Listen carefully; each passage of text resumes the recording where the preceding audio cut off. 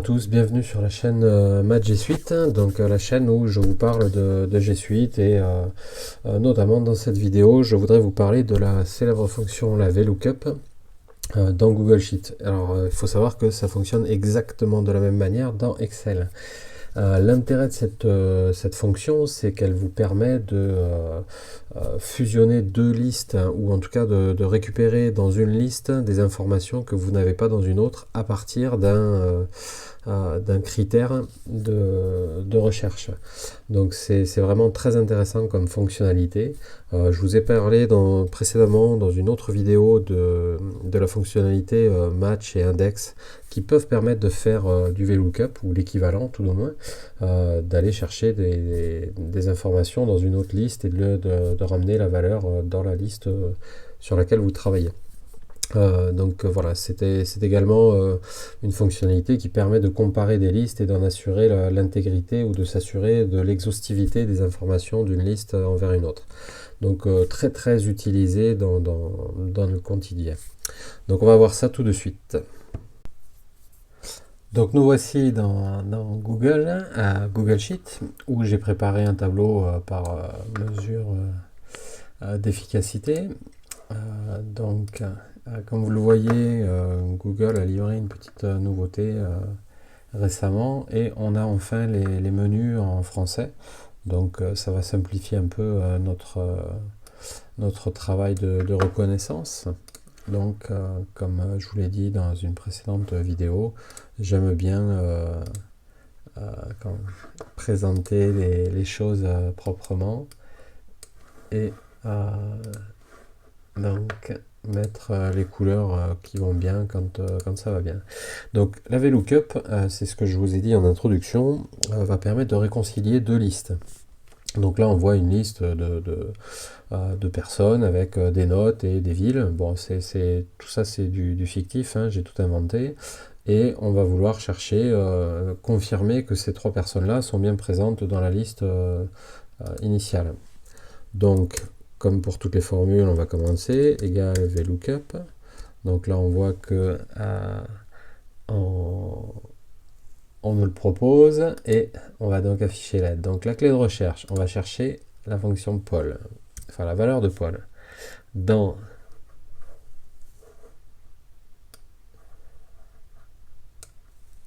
ce tableau-là,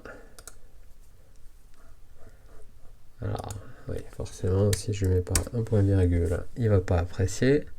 Donc, on va chercher la clé de recherche. Donc, la plage de recherche, c'est l'intégralité. On lui met un point virgule. Ensuite, ce qu'on va rechercher, ce qu'on va vouloir faire afficher, donc là, ça va être la colonne 1. Donc, on va lui mettre l'index 1. Et la valeur est triée, on va lui mettre 0 puisqu'on veut chercher une valeur exacte. Pardon. Voilà. Donc le 2 c'est l'index, donc c'est l'index de la valeur à afficher ou la première colonne de la plage est numéroté 1.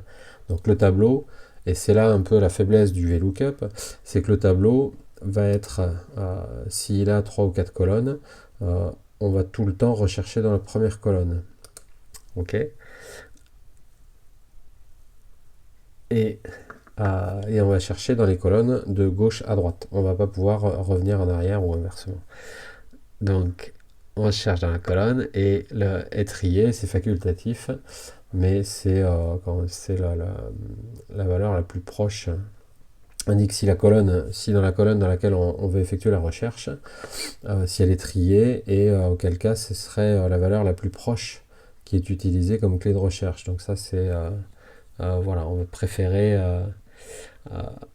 préférer indiquer faux, comme ça ce sera la valeur la plus précise. Mais ça peut avoir un intérêt quand il y a des doublons dans la colonne, puisque dans ce cas-là, il prendrait la première valeur trouvée. Donc ça c'est à vous à nettoyer vos données et à savoir ce que vous avez dans vos données. Et donc là, je recherche, et effectivement, Paul n'a fait pas partie de ma liste. Donc je vais incrémenter ma formule.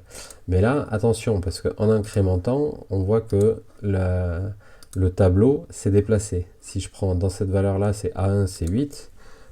Et si je prends dans ma deuxième valeur, c'est A2, c'est 9. Donc pour éviter ça, on va faire ce qu'on appelle les cellules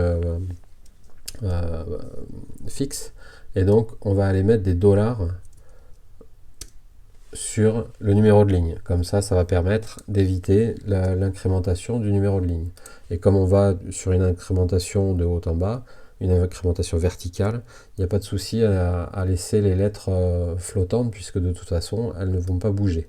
Ça n'a rien d'intérêt si jamais j'allais me déplacer horizontalement, puisque dans ce cas-là, ce seraient les lettres qui vont bouger.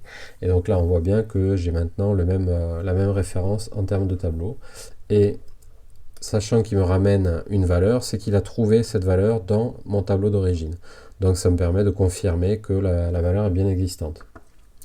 Ce qu'on aurait pu faire, donc là c'est un VLOOKUP, on va dire, de contrôle.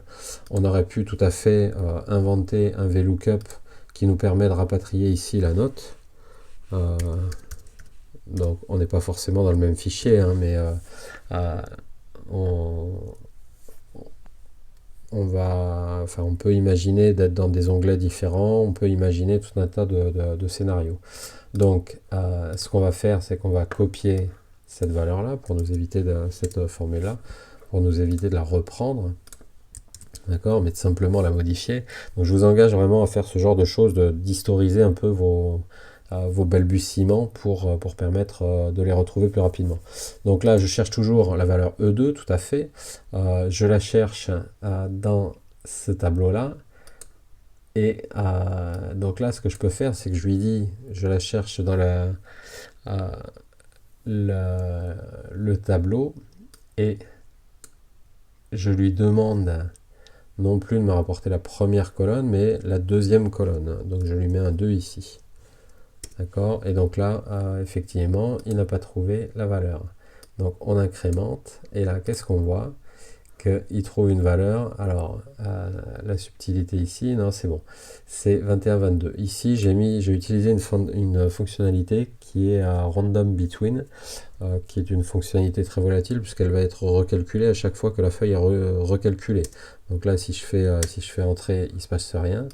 À l'inverse, si ici je fais entrer, là elle ne veut pas, et si je mets une nouvelle formule de calcul ici, égale ça, voilà, là tout est recalculé. Donc dès que la formule de calcul, dès que la feuille est réévaluée, cette fonctionnalité Random Between est réévaluée également. Donc il faut faire attention, parce que du coup c'est un peu volatile. Toujours est-il que donc là, je récupère la valeur de ma colonne 2. Donc le VLOOKUP cherche dans la première colonne du tableau, quoi qu'il arrive, et va nous permettre de rapatrier les colonnes suivantes. Donc voilà, c'est les deux grandes utilités du VLOOKUP. C'est soit de faire une confirmation que notre valeur existe, donc ça c'est quand on essaye de comparer deux listes ou des listes 2 à 2, on se fait un VLOOKUP de contrôle, ou bien à l'inverse, on a deux listes où on sait qu'on a une exhaustivité toute relative, mais certaines colonnes sont présentes dans une liste et sont nécessaires dans l'autre. Dans ces cas-là, le VLOOKUP peut nous permettre de les rapatrier avec cette limite que c'est une fonctionnalité qui du coup peut nécessiter beaucoup d'énergie, beaucoup de ressources à recalculer si votre liste est très très longue. Voilà, c'est ce que je voulais vous dire sur le VLOOKUP. Si vous avez des questions, n'hésitez surtout pas à les mettre dans les commentaires. Comme je vous l'ai dit, j'ai une vidéo sur deux fonctionnalités qu'on voit d'ailleurs ici en bas, que sont l'index et le match, et qui permettent de faire des résultats tout à fait similaires au VLOOKUP avec un peu plus de versatilité. Donc si vous avez des questions, enfin si vous voulez vous documenter là-dessus, n'hésitez pas, j'ai une vidéo également. Voilà, bah, écoutez, je suis preneur de tous vos commentaires, vos questions, n'hésitez pas, si vous aimez cette vidéo, likez-la, et n'hésitez pas à vous abonner à ma chaîne pour obtenir les dernières informations à tout moment. Et très rapidement, je vais vous donner des tips parce que Google Sheet est en train d'évoluer et il y a des petites fonctionnalités supplémentaires qui apparaissent, donc je pense que je vais faire des petites vidéos sous forme de tips très rapidement. Voilà, merci beaucoup.